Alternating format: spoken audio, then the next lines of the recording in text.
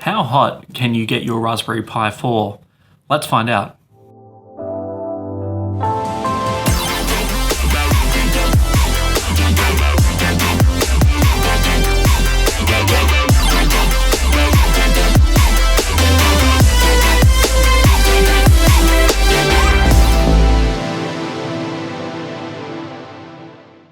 So first thing first, why would you test how hot your Raspberry Pi 4 can get? That's because this A72 processor can get so hot that it will be slowed down. It will go from the gigahertz range down to the megahertz range just to protect itself. Now that's a dramatic drop in speed, and it's completely avoidable depending on the Raspberry Pi and the cooling options, be it in case or out of case. And something like Stressberry allows you to take a look at the whole picture and make sure that wherever your Raspberry Pi is, it's not going to slow down ever again. So Stressberry is a repo on GitHub. It's definitely matured over the last few months. The most useful part about Stressberry really is taking raw data and putting it into a chart. I've put together a guide that basically digests that whole experience. I kick off with the setup on how to install it, stress testing, and giving you some example graphs. Also ran into an issue, and I've got a fix there if you run into the same problem. Let's wind back a step and actually install this on a Raspberry Pi, just in case you're following this guide. So boot up your Raspberry Pi, open up the terminal, and then run these commands. Just copy and paste the first line, which will install Stress, onto your Raspberry Pi, and then run the second command, which is going to install Stressberry.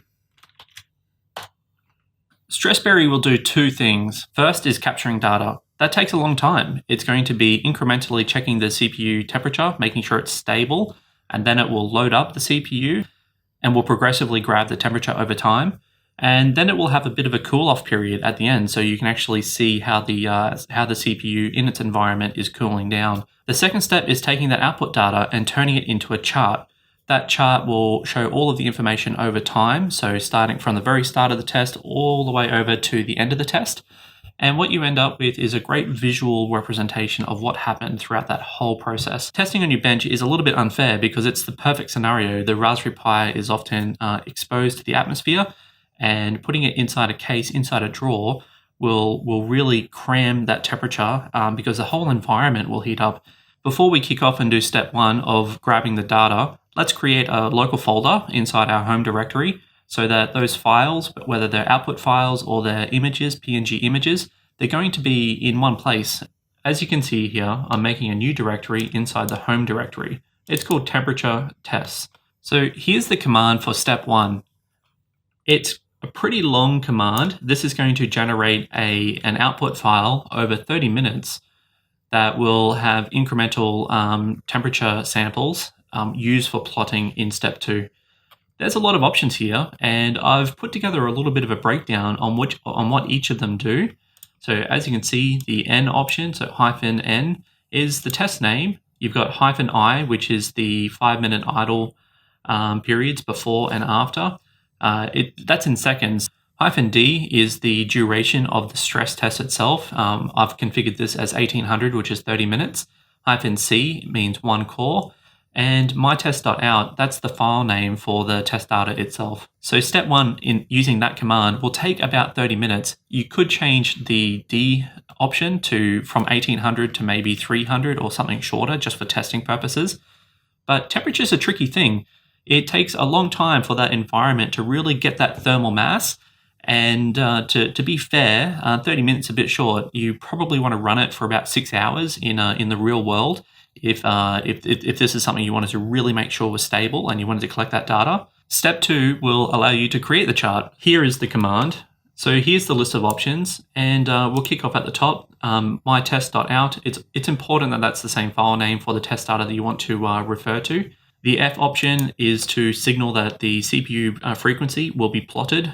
The L option defines the limits of the frequency. Then you can toggle on and off the legend and the transparency of the background. And you can also define a line width. I've configured my line width as 0.6. I found that was a good compromise between being too thick and too thin, particularly on these graphs when they get pushed in. I've run two separate tests, one for the bare board and one in the official case. The results I don't find overly surprising. The official case definitely underperforms by comparison to a bare board.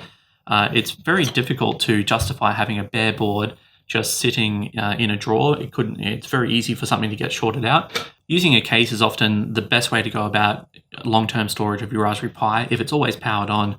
But it does come with compromise. Sitting in here, there's very little airflow around these connector ports, and there is no active or passive cooling other than the thermal relief pad that is on this Raspberry Pi.